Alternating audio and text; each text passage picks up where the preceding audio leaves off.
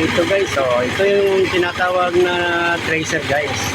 Pinaghihiwalay nila yung palay at saka yung yung dayami. Ayan guys, dyan yung sinasaksak.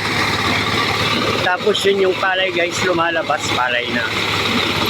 Yung dayami naman doon, tinatapon niya doon sa malayo. Yan, ganyan.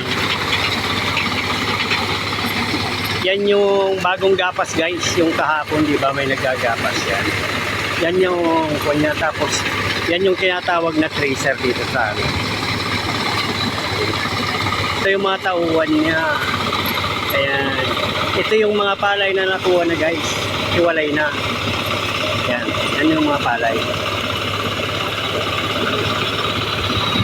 Ayan o. Ang dami. Ang bilis lang guys o. Lata-latang lumalabas. Pakain sila ng pakain. Lumalabas naman din yung palay. Yan. Ganyan. Yan o. Ang lakas ng tapon nyo. Sa pressure niya yan guys.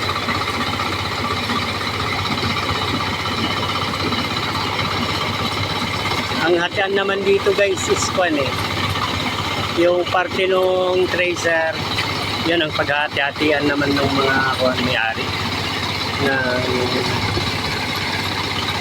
tracer. Bibigyan niya yung mga tao niya. Depende naman yan kung gusto nila pera or palay. Okay guys, thanks for watching.